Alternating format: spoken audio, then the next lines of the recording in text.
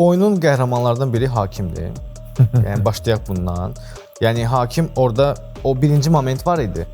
O offside deyirlər ki, niyə görə offside sayılır? Aslında orada Kubarsi, ümumiyyətlə Barselonanın, yəni uşaqları yığılıblar.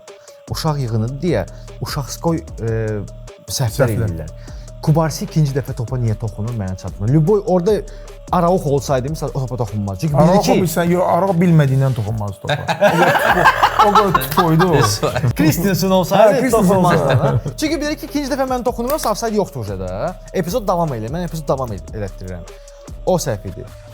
Penalti vəziyyətində sonra bir dənə də əllə oynadılar orada və 50 saymadılar. Prosta ikinci gol Yamaldan topu götürəndə Seballos Yamalın ayağını Yamal Sebalbari dedi. Ayağını tapdalamışdı. Özü də belə tapdalamışdı. Bu arada baxdılar, heç nə vermədilər, qolu saydılar. Sonra onun əvəzinə De Jong'un əlini saymadılar. İkinci golda 1-1 elədi. Dedim, burada bərabərlik idi, okeydir.